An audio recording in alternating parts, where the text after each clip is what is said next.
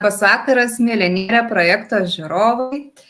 Mes kaip visada su Rūta ateiname pas jūs su labai įdomia tema. Live transliacija yra apie dvasinį pasaulį. Tai va, labas vakaras, Rūta. Sveika, Asta. Kaip vasara? Vasara karšta, vasara gera, vasara turininga, sakyčiau. Taip. Taip. Ir šį vakarą mes turime labai įdomią temą – dvasinis pasaulis įžymybių lygiai. Apie ką tai bus? Na, aš kaip ir žadėjau, kad čia bus ta mūsų trilogija. Ir va tos trilogijos antra dalis ir yra dvasinio pasaulio lygiai ir mūsų įžymybės. Ta, ką mes žinome, kokie mūsų istoriniai veikėjai, kokie mūsų kažkokie estrados dainininkai, kokie biologai arba mokslininkai atsirado po savo išėjimo iš šito įsikūnimo kažkuriam tai dvasinėme lygyje. Tai pasakosiu apie tos dvasinius lygius, kokie jie yra ir kokiam būtent atsirado kažkoks tai veikėjas. Tai mes ko gero ir galime pradėti, ar ne? Kas puikiai. Ok. Taigi, dvasinis pasaulis ir neįsikūnysių dvasių lygiai. Mes pirmose laidose kalbėjome apie būtent tą dvasinį pasaulį, iš ko jisai yra sudarytas, kad jisai yra iš astralinio plano, iš neįsikūnijusių dvasių pasaulio ir iš dieviškojo pasaulio. Tai šiandien kalbėsime apie tą neįsikūnijusių dvasių pasaulį ir apie jų lygius. Ir pradėsime mes tikriausiai nuo mažiausio ir keliausime į viršų. Jeigu taip jau žiūrint apie pačius lygius, pas mumis čia yra šita laida, tai bus tokia primityvi, kiekvienam žemiškam gyventojui suprantama. Kadangi šiandien dienai yra tų, sakyčiau, dvasinių pasaulių lygių labai daug. Ir jeigu klausysite ten kažkokių kitų ezoterikų arba kitų kažkokių tai bedų gal labai didelių astrologų, ten rasite netgi iki 200 lygių. Tačiau jie vis tiek yra maždaug apie tą patį. Tik tai aš juos susisteminau ir padariau tokius, sakyčiau, mums prieinamus, kad mes suprastume, apie ką tai yra. Nors kiekvienas lygis, jisai dar ten skiriamas į pogrupius, polygius, ten kiekviename lygyje yra ir žemiausia grandis, kiekviename lygyje yra aukščiausia grandis ir tai labai atsineša į mūsų dvasinių, sakyčiau, dvasių tą pasaulį. Tačiau šiandien išgirsime tą, ką aš čia jums paruošiau ir jeigu mes kažkada labai norėsime, mes galėsime nuodugniau apie viską išsiaiškinti. Taigi, pradedam apie tai, kad mes žinome, praeitose laidose aš jums pasakojau, kad yra piktųjų dvasių pasaulis ir yra 6 demoniškieji lygiai. Ir jeigu mes esame labai negeri, labai pikti, jeigu mes labai esame pavydūs, jeigu godumu užkimšti savo, sakyčiau, tą racionalų protą, mes visą gyvenimą būsime pirmame lygyje. Ir čia iš tikrųjų yra pragaras. Čia yra tas pragaras, kuriame ta vibracija, vidinė vibracija, visą laiką yra tokia persekiojimo manijos. Visą laiką tau atrodo, kad tave kažkas persekioja. Visą laiką atrodo, kad į tave kažkas tai kėsinasi. Visą laiką atrodo, kad tu esi, kaip aš sakau, uždarytas dėžėje, kai tau negalima prasiskleisti ir kai tau negalima pasireikšti. Šitie pavadinimai, kurie yra, jie yra iš vedų paimti, nes kaip ir vedose yra pirmiausia surašyti visi šitie pasauliniai lygiai. Tai ta bhuta ir yra žemiausia dvasių vibracija. Ir mes čia iš tikrųjų turime tokį pobūdį, kai teka saulė ir jinai niekada nepateka.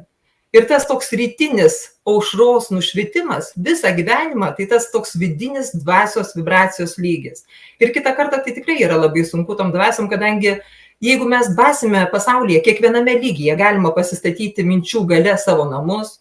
Ir mūsų kiekvienas lygis, sakyčiau, yra išskirtinis. Mes galime būti vienam kažkuriam tai lygyje, o jame išskirtinai savo susikurti savo erdvę. Tai yra labai daug įvairiausių, sakyčiau, sielų, kurios susikuria savo namus ir turi tą savo dvasinio pasaulio namą. Daug sielų susikuria savo kažkokias erdves, tačiau čia visą laiką mes, sakyčiau, tuos lygius skirstysime į tai, kad vibracijos skiriasi. Ir va šitoje pirmo lygio vibracija, jinai visą laiką ir yra atlaisvinta. Tai aš linkiu niekam nepapulti į šitą lygį, į tą pirmą demonišką lygį, nes čia, sakyčiau, visą laiką žmogus patiria tokį skausmą ir kančią ir ieško tų, kurie ir kiti tokį patį vibraciją neša. Ir jeigu mes šiandien dar kalbam, kad kitą kartą pas mumi prisikabina kažkoks demoniškas lygis prie mūsų, ne, tai jeigu esate tokių vibracijų, kai jums ten užtemdytas protas ir jūs nieko nežinote, tik tai kam blogo kažką tai padaryti, tai žinokit, gali būti, kad prie jūsų gali prisikabinti tokio demoniško lygio siela, dvasia. Keliaujame į viršų. Mes taip pat esame piktųjų dvasių pasaulyje, antrajame demoniškame lygyje ir mes turim čia rakšasas. Šitos dvasios yra piktos, šitos dvasios yra agresyvios, šitos dvasios yra, sakyčiau, toks posakis, jeigu ne tave, jeigu ne aš, tai tave, ne? Ir mes čia turim tokius, sakyčiau, muštukus, karius, piktuosius karius, kurie dėl savo ego gali padaryti bet ką.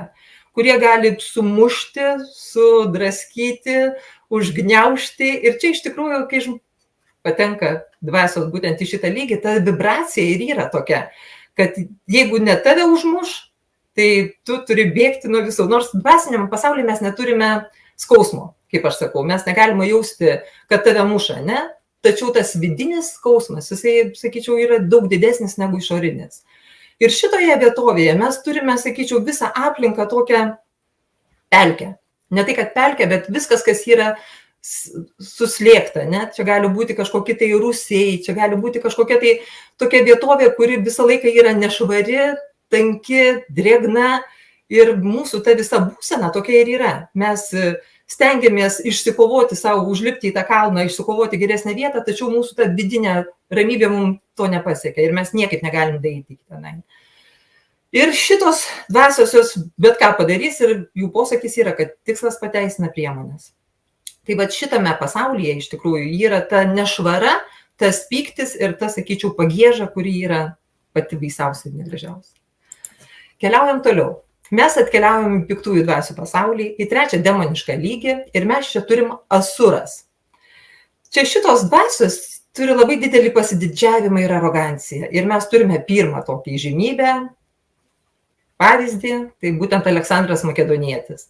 Ir jeigu atsimenat Aleksandro Makedoniečio gyvenimą, tai jisai be galo buvo, sakyčiau, stiprus, be galo užkariautojas didelis, užkariavo beveik 4 pasaulio šalis, jisai taip ir norėjo užkariauti ir šiaurę, pietus, ir vakarus, ir rytus, ne? Kad jo apjungti visą pasaulį. Ir bebūdamas toks labai jau arogantiškas ir pasididžiavimo pilnas, pateko būtent po savo mirties į trečią demonišką lygį. Ir kitą kartą, kai mane paklausė, sako, kodėl aš negaliu būti kokiu karalium, kodėl aš negaliu ten vadovauti kažkam tai. Tai aš noriu pasakyti, kad nesiverškite į labai didelės vadovaujančias pozicijas. Todėl, kad tose pozicijose labai greitai galima išeiti iš to, sakyčiau, normalus būsenos į tą aroganciją, pasididžiavimą ir tą piktumą ir norą patenkinti visus savo troškimus. Jisai buvo tas užkariautojas, kur jam reikėjo patenkinti savo troškimus. Kiekviena mūsų dvasia patekusi į tuos demoniškus lygius turi patį greičiausią eilę ar būdą į įsikūnijimus. Tai iš šitų būtent demoniškųjų lygių visos dvasios, kurios nori eiti į įsikūnijimą ir pakelti savo vibracijas, kad tik neatsirasti tam pragariškam savo, sakyčiau, erdvėje, tai jos pirmos turi galimybę išeiti. Ir Aleksandras Makedonietis persikūnijo labai greitai ir mes turim dar vieną tokią dvasią, kaip Napoleonas Bonapartas. Jo ta pati dvasia buvo ir Aleksandras Makedonietis, ir Napoleonas Bonapartas. Bet kadangi jisai išėjo iš įsikūnimo kitame jau lygyje, pakėlė savo vibracijas, tai mes apie šitą demonišką ir nebekalbėsime. Ketvirtas demoniškas lygis, mes turime piktųjų dvasių pasaulį. Ir čia mes turime velnius. Ir mes gal, sakyčiau, žinom kaip velnius, bet čia tie patys demonai, tie patys biesai. Tik tai aš čia dariau vertimą, man gavosi, kad pagal mūsų visą, sakyčiau, folklorą, tai yra velniai. Tai būtent šitos velnių dvasios, jos yra persigeria savo malonumu. Jos per savo materialų kūną nori gauti malonumus, jos nori nelaukti eilėje, kaip kitos dvasios, ir įsikūnyti į kažkokį tai dvasių kūną.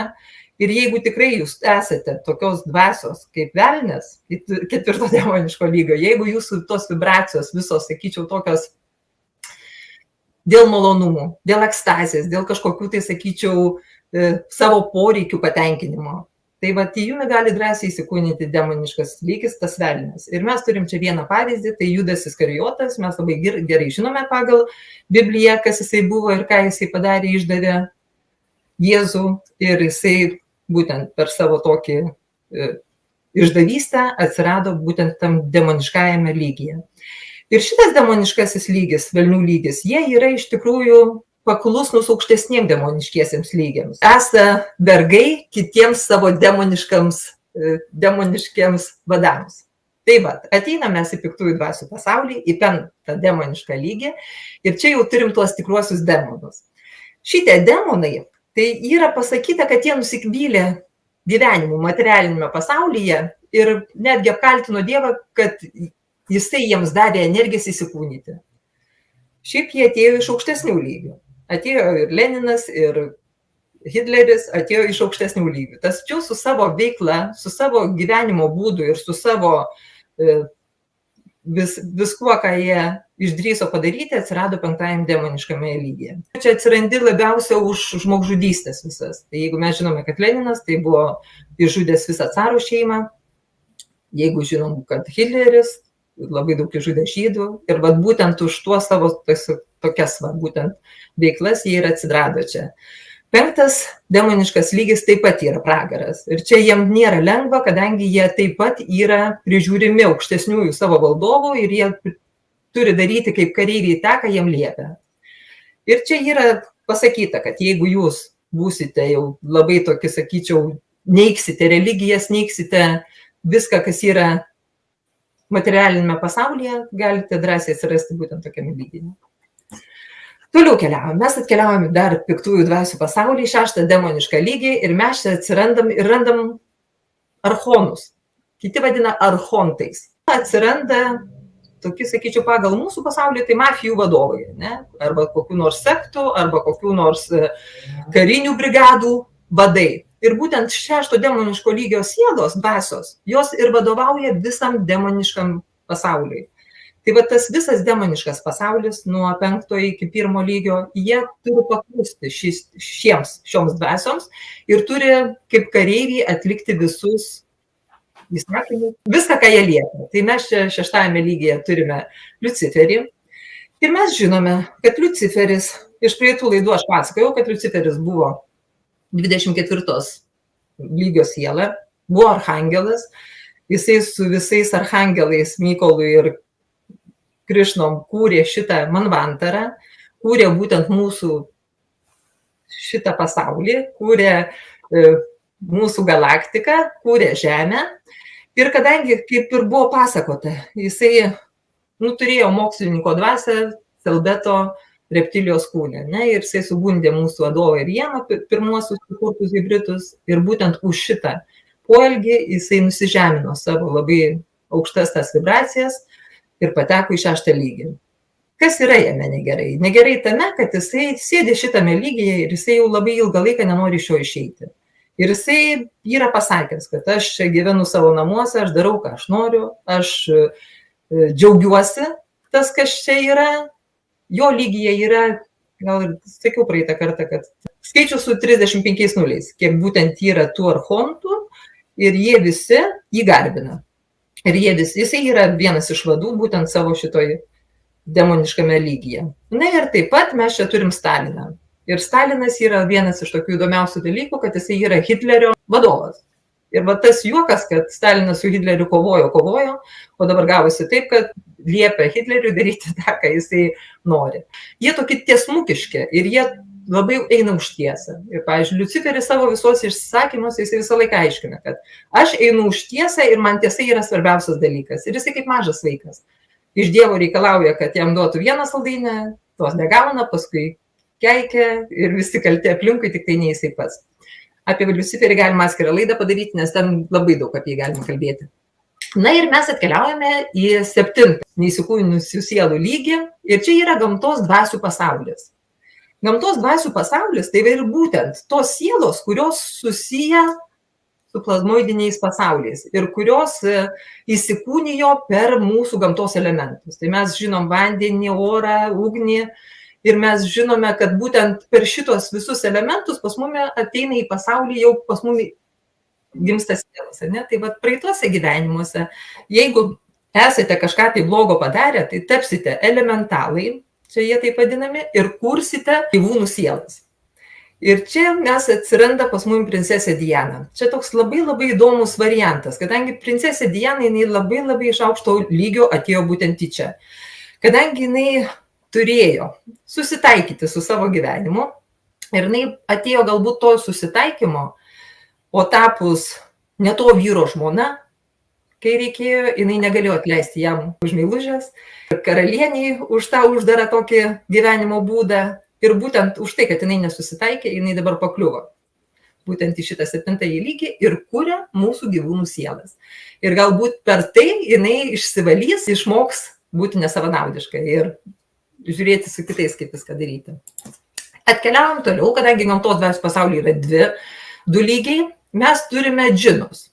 Ir čia 8 lygis ir mes džinai tai iš tikrųjų panašus į tos elementalus, kurie kuria sielas, tačiau jie yra tokio jau aukštesniojo lygio ir jie jau dabar prižiūri, sakyčiau, tokius, jie yra vadovai jau tiems, kurie prižiūri tokias materialio pasaulio vietas ir laukus, ir miškus, ir vandens telkinius ir iš tikrųjų jie turi tą tokį, sakyčiau, viršesnį lygį negu elementalų ir čia mes atsiranda pas mumi Vladimiras Visockis. Gal visi mes žinom jie iš senų filmų, iš dainų ir kodėl jisai pateko į šitą lygį? Todėl, kad pagal jo pasakojimus jisai irgi truputį buvo merginykas, per daug vartojo alkoholio, o taip pat ir narkotikų. Ir jisai būtent papuolė į šitą lygį, kad jisai išsivalytų ir, sakyčiau, įgautų geresnius įgūdžius ir draugiškumą ir viską kitą. Atkeliaujame į viduriniųjų dvasių pasaulį, į 9-ąjį lygį. Ir mes čia randame mokinius. Šie mokiniai visi, sakyčiau, nukreipia energiją į savo asmenybę. Jie tokie, sakyčiau, yra asketai, skeptikai. Jie nieko negirdi, nieko neklauso, jiems viskas svarbu, girdi tik save. Taip yra pasakyta, kad savo akis ir ausis tik tai mato. Ir vat jiems kitą kartą gyvenimas pakiša tokią koją ir jie turi išmokti tų moralinių dėsnių, kokioj visuomeniai gyvena. Ir nėra toks, sakyčiau, labai didelis pavyzdys čia pas mumi sektus empirikus, bet jisai buvo tas skeptikas, kuris vienas iš jų man labiausiai čia tiko atitikti tą mokinio lygį. Jeigu kartais mes neklausysime nieko, netikėsime niekuo, tik tai žinosime tą, ką aš pats padariau, tuo tikėsiu, galite patekti būtent į šį lygį. Atkeliavom toliau, viduriniųjų dvasių pasaulis, 10 lygis ir mes čia turime karius. Ir dabar kariai, tai yra tas, sakyčiau, jų pagrindinis tikslas atkurti teisingumą, bet taip, kaip jie jį supranta. Ir jeigu tos rakšašos, tai jos dėl savo evoliucijos, dėl savo ego ten kariauja su visais, kad tik tai pasitenkinti savo kažkokius tai būtent šitie kariai, jie dėl visuomenės labo kariai. Bet čia jie revoliucionieriai maištininkai. Ir mes čia turim tą pavyzdį Žirinovskis. Ir gal, nežinau, čia iš politikų jisai vienas atitinka man šitą lygį, kadangi rėkdavo daugiau negu reikia, bet jisai tikėjo savo būtent tuo šviesia ateitim ir jisai dėl jos kaip tik ir kovojo. Tai jeigu kartais pamiršite apie dieviškasias visas vertybės, apie dieviškosius įstatymus, o būsite kariai revoliucionieriai ir nežiūrėsite nieką kitą, galite patekti būtent į šitą 10 lygį. Toliau atkeliavom. Viduriniųjų dvasių pasaulis, 11 lygis ir mes čia iš tikrųjų turim Žaną d'Arc. Jinai beveik būtų, sakyčiau, 10 lygyje, bet kadangi jinai yra tam pogrupyje, kai 11 pačioje, tai vat Žana d'Arc irgi buvo kovotoja, mes labai ją gerai žinome, ne? Tačiau jinai jau papuolė į 11 lygį, o mūsų 11 lygis yra vartotojai. Ir čia, sakyčiau, vartotojas, kas jisai yra, jisai puikiausiai žino materialaus pasaulio žadesį. Todėl man skiriasi, kad turi moralės normas kažkokias. Jie gyvena gražiai, su moralės normomis, tačiau jų pagrindinis troškimas, kuo daugiau uždirbti ir kuo daugiau išleisti. Ir čia, pavyzdžiui, jie tik ir svajoja apie visas materialinės gerybės. Ir čia yra, kad pirmiausia nusiperka jachtą, paskui reikia lėktuvo, paskui reikia skristi į Mėnulį, paskui reikia užkariauti Marsą ir taip iki be pabaigos. Jeigu esate tokie, kurie tik tai godžiai trokštate materialaus pasaulio vertybių, pagalvokite. 11 lygis nėra labai, jau sakyčiau, geras tam, kad tenai visą gyvenimą prabūti. Dar galiu pasakyti, kad, pavyzdžiui, tikrai įsikūnijusių sielų pasaulyje yra gal 50% sielų, kurios iš vis niekada nebuvo jokiam įsikūnijime. Jos kaip atsiskyrė nuo absoliuto, nuo Dievo energijos, jos ten ir liko. Tai bet tas 11 lygis tai ir yra toks. Viskas apie materialumą ir jokio dvasinio nulis. Atkeliaujame toliau. 12 lygis. Ir mes čia turim statybininkus. Kas yra statybininkai? Ta dvasia, kuri labai mėgsta dirbti, padaryti savo patogias gyvenimo sąlygas. Yra posakis, gyvena tam, kad dirbtų. Jie džiaugiasi atliktų darbų, jie nuo ryto iki vakaro gali bet ką dirbti ir čia taip pat nei knygos skaitimas, nei teatras jiem nesuteikia didelio malonumo. Šioje pozicijoje atsirado Freddis Mercury's. Kodėl Freddis Mercury's nusižemino tokias vibracijas? Todėl, kad irgi žinome, kad buvo ne pats švenčiausias ir turėjo savo gyvenimo būdą ne patį gražiausią. Tačiau 12 lygis nėra, sakyčiau, kažkoks tai labai žemas lygis ir čia jam gavosi tai, kad jisai turės padirbėti su savo dvasinio pasaulio paieška. Toliau atkeliaujam į 13 lygį ir mes čia turime estetus. Estetai, tai jau tos dvasios, kuris materialumas neaktualu. Jie džiaugiasi kiekvieną akimirką. Jie gali iki sielos gelmių apsiverkti, pamatę gražų paveikslą. Jie gali tenai susitikę geriausią draugą savo emociją išlieti be galo stipriai. Ir čia iš tikrųjų atsiranda ir kūrybiškumas. Ir čia iš tikrųjų mes turime Petrą I. Vienas iš tokių įdomių mūsų istorijos personažų. Nežinau, kaip jisai čia atitinka tą lygį, tačiau jisai man estetas yra. Dar vienas, sakyčiau, personažas, jeigu mes turėtume, tai ten, kur buvo brolis 1, brolis 2, tam filme būtent Bodrovas. Jisai irgi išėjo būtent į šitą 13 lygį ir jisai tikrai kelia emocijas. Jeigu Petras I aš jo nepažinojau ir nežinau, kaip jisai gyveno, tai būtent apie tą vaikiną galiu pasakyti, kad jisai pragyveno gražiai. Tik per anksti galbūt čia. Toliau atkeliavom. Atkeliavom į viduriniųjų dvasių pasaulį, į 14 lygį ir mes čia turim tyrinėtojus.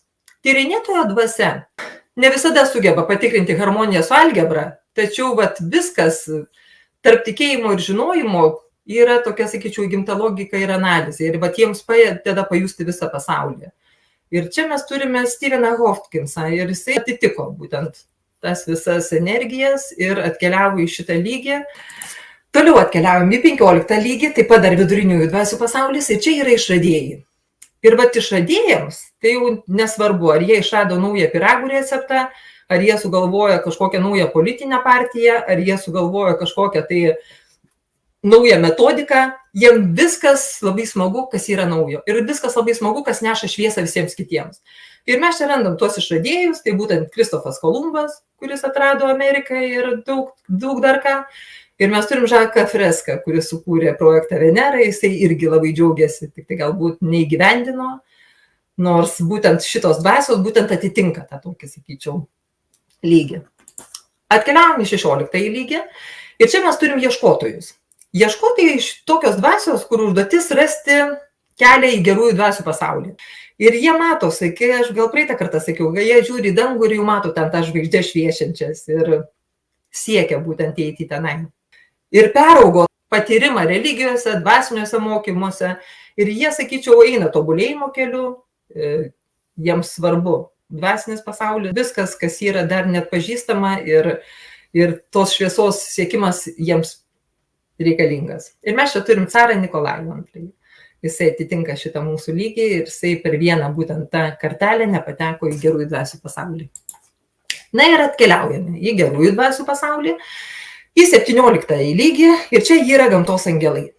Gamtos angelai, sakyčiau, jie irgi susideda iš tų plazmoidinių civilizacijų mokymų, jie turėtų gyvūnų sielų gimimą sujungti į vieną visumą.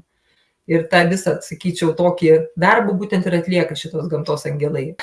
Mes čia turime, sakyčiau, vieną iš tokių Nelas Armstrongas, kuris pirmasis skaitoma, kad nuskrido į Mėnulį ir susitiko su kažkokiom civilizacijom. Apie tai labai daug nešnekama, bet mes šitą žinom. Tai jeigu jūs esate graži siela, geras gyvūnėlių augintojas, drąsiai galite patekti į gamtos angelų poziciją. Toliau mes atkeliaujame. Atkeliaujame pas angelų sargus ir mes čia turim 18 lygį.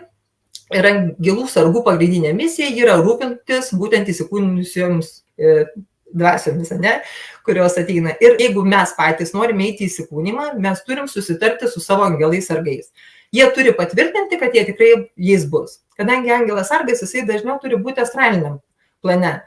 Ir jisai kiekvieną dieną mumi žiūri, mumi apgaubė savo šilumą ir labiausiai, jų sakyčiau, toks užduotis yra atbaidyti piktasias dvasias nuo mūsų. Ir mes čia matome vieną tokį, sakyčiau, iš didžių žmonių, Wolfas Messingas. Jisai buvo pranašas, tačiau būtent pateko į 18 angelų sargų lygį. Toliau turim gerųjų dvasių pasaulį, 19 lygis ir čia angelai pranašai. Ir jeigu dabar angelai pranašai, tai ten Messingas atsirado 18 lygį, tai jisai labai nedaug per vieną kartelę vos nepasiekė to 19. Jų užduotis nėra pranašauti, jų užduotis yra nešti Dievo žodį ir įstatymus į visų dvasių protus ir širdis. Pranašai tai jie neiškeregiai, o daugiamatė kažkokia tai dvasia, kuri gali tiksliai numatyti, kas nutiks toliau. Bet jinai kažkaip tai gali pakreipti į konstruktyvesnę kryptį. Nors jų užduotis visas sielas žiūrėti, net ir demonišką sielą žiūrėti. Ir šitos dvasios yra nesavanaudiškos meiliai, begaliniai šviesai. Ir tie, kurie patenka būtent į šitą lauką, jaučia laimę, džiaugsmą ir sakyčiau, gėrį. Atkeliavom į gerųjų dvasių pasaulį, 20 lygį, ir mes turim angelus gydovus. Angelai gydovai tai tos dvasios, kurios gydo įsikūnijusias ir neįsikūnijusias sielas. Ir tas gydymas, tai čia suprantamas plačia žodžio prasme. Čia, sakyčiau, gydo ne rankas kojas, o tą vientisumą ir atkuria pradinę, sakyčiau, psichiką. Ir gydovai netoleruoja chaoso ir jie, sakyčiau, labai jaučia kitų žmonių skausmą. Mes vieną iš tokių pavyzdžių turim Leonardą da Vinci, kuris pateko būtent į šį angelų gydovų lygį, ir antra siela yra Rasputinas. Jisai ten jo gyvenimas, nepasakyčiau, kad labai ten susiklosti rožiam klotas, tačiau, matyt, yra padaręs gerų darbų ir išgydęs ne vieną turbūt žmogų, kad jisai papuolė būtent į šitą lygį. Toliau mes turim angelus vedlius, 21 lygis. Ir šie angelai vedliai, tai vat ir būtent tie angelai, kurie mumi ir atveda į įsikūnymą ir mumi pasitinka iš įsikūnymo. Labai greitai susiorientuoja ir labai greitai randa bendrą kalbą su įvairiom būtybėmis. Todėl, kad astralinėme plane įvairiausio plauko būtybių yra, tai vat jie turi tą, sakyčiau, savo šviesą, prie kurių negali prisikabinti žemesnės vibracijos demonai ar visi, kurie tenai yra.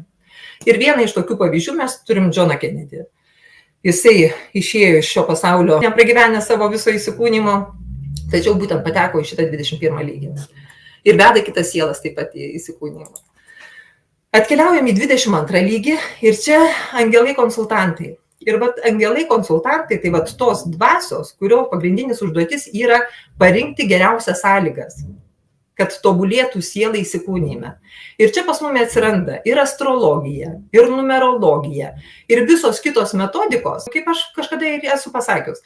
Į įsikūnymą dvasia neateis tol, kol ten kažkokia tai planeta neatsistos į kažkokią orbitą. Kol ten viena kažkokia tai planeta neįeis į tą zodiako ženklą.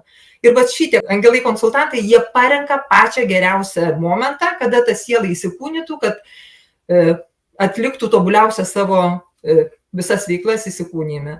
Ir mes čia turim vangą. Ir iš tikrųjų vanga labai siejama su astrologija, vanga labai siejama su ezoteriniu visų pasauliu. Ir būtent šitas angelų konsultantų lygis priskiriamas jai. Visi, kurie užsiima astrologiją, numerologiją, jeigu teisingų kelių eisite, galbūt taip pat papulsite į šitą lygį ir galėsite toliau dvasias vesti, būtent ieškoti jam geriausių įsikūnymų. Mes toliau ateinam prie archatų. Archatai, tai čia sakyčiau, dar ką noriu pasakyti, jau nuo 22, 23 ir 24 sielo lygios dvasios gali patekti į dievišką į pasaulį.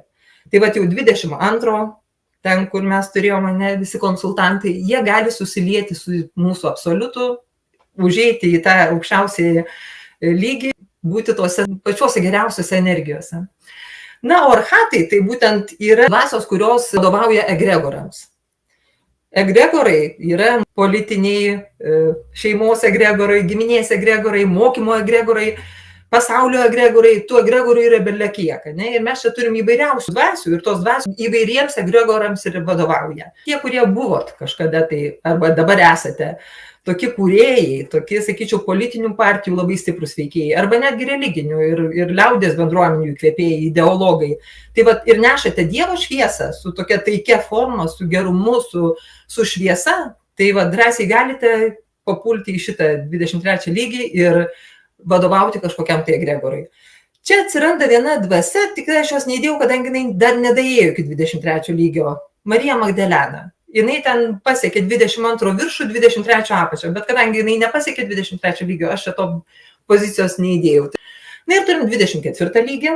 Ir čia šitos sielos 24 lygio, čia yra mūsų visi archangelai. Čia yra visi mūsų, sakyčiau, žinomi didžiausi veikėjai. Tai Kristus, Krišna, Buda, archangelas Mykolas. Ir jie prisijungia prie tos besąlygiškos meilės ir jie kitą kartą jau ir sąmoningai eina į tuos įsikūnijimus, kad pakeistų visos planetos egzistavimo lygį, visos planetos vibracijų lygį. Ir mes žinom tuos įsikūnijimus, kai Kristus atėjo, buvo nukryžiuotas ir, sakyčiau, būtent šito 24 lygio sielos, jos neturi piktumo. Jos besąlygišką meilę myli visus. Ir jos vadinamos devos. Čia iš tikrųjų iš vedų šitas pavadinimas. Aš čia labiau pavadinčiau juos archangelais. Na ir 24 lygis yra paskutinis mūsų lygis. Ir noriu pasakyti tik tai tiek, kad mes iš visų šitų dabar lygių, ką turime. Mes piktųjų dvasių pasaulis, kur yra nuo 1 iki 6 lygiai, turim 40% visų bendrai dvasių paėmus. Viduriniųjų dvasių pasaulį turim nuo 7 iki 16 lygį irgi 40% ir tik gerųjų dvasių pasaulyje yra nuo 17 iki 24 20%. Ir nebereikalo pas mumi yra kvantiniai šuoliai, nebereikalo dabar pas mumi kvantiniai perėjimai. Ir yra toks, sakyčiau, jau būtent tų gerųjų dvasių pasaulio nusiteikimas labai greitai pakelti būtent Žemės vibracijas ir mes per tą 100 metų, sakyčiau, padaryti didelį šuolį. Ir tikrai tie, kas užsiima Šumano rezonansais, matote, kad jie viskas labai dvigubai padidėjo, dvigubai pasistumėjo į priekį, tačiau su šitų vibracijų kvantiniu perėjimu atsiranda labai daug visokių ir ugnikalnių išsiveržimų, ir iš visokių, sakyčiau, gamtos stichijos. Tai mes matome, kokios audros praėjo, tačiau dvasinis pasaulis reguliuoja šitą visą, sakyčiau, procesą ir nenukentės tas, kuris gyvena, sakyčiau, visą savo gražų gyvenimą. O iš tiesų tai tema tikrai labai įdomi, įprastai, neįprasta. Kas domisi visai, aš tikrai daugiau negu pusė, iš tikrųjų beveik nieko čia nežinojau ir aš bandžiau save kažkur tai atpažinti, kur aš čia galėčiau būti, tai aš tikrai vidury ten kažkur esu, tikrai ne aukščiausiai pozicijoje, man taip atrodo. Ir kitą kartą galvoju, nuo ko čia priklauso, ar taip iš tikrųjų egzistuoja, taip iš tikrųjų yra, kas man labai patiko. Tai Žanas Fresko, aš jį labai senai seku, jau aišku, amžinatilis jisai, bet vienas iš tokių įkvepiančių pavyzdžių, tikrai galvoju, kad jisai bus ten jau vienas aukščiausių, bet tokių įdomių pavyzdžių. Atradai gerų pavyzdžių. Šiaip galiu pasakyti, ten truputį dar pas mumi, galbūt ten truputį kitaip yra ir iš tikrųjų tą suvokti dvasinį pasaulį ir tuos visus lygius mūsų žmogiškųjų protų, mūsų matavimų yra truputį sunku. Ten viskas vyksta kitaip. Tai jeigu nešite šviesą, su besąlygiška meilė gyvensite, viskas bus gerai. Jeigu tik tai piktumas arba netgi savęs, sakyčiau, gali būti netgi taip, kaip žmogus kitą kartą save griaužia, kad kažko nepadarė arba kad kažką padarė. Čia irgi yra blogai. Ta graužatis, tai žiūrėkite, to ir atsirasite, tai graužaties lygyje, kur save per daug griaužiate.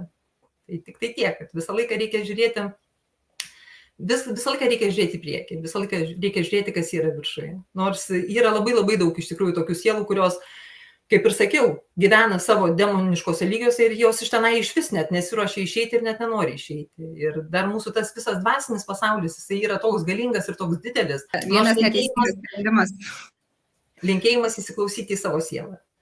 įsiklausyti į savo širdį, įsiklausyti į savo, sakyčiau, tą dalelę, kuri ir yra nuo Dievo. Ir ten yra mūsų sąžinės balsas. Jeigu sąžinė sako, kad gerai, viskas ok. Jeigu sąžinė reikia, kad gelbėkit, padėkit, eikit kažkur tai, darykit kažką, veikit gerus darbus. Gyvenimas ilgas, dar spėsite pasitaisyti. O nieko neveikiant, nieko nepadarysite. Taip kad toks patarimas. Ačiū tada, Rūta, tau šį vakarą už įdomų pokalbį. Manau, kad greitų metų vėl pasimatysime tęsinyje apie greitų rugsėjo metų mėnesį. pasimatysime rugsėjo mėnesį, bet pranešime kada. Taip. Tai ačiū visiems, kas žiūrėjote ir iki kitų susitikimų.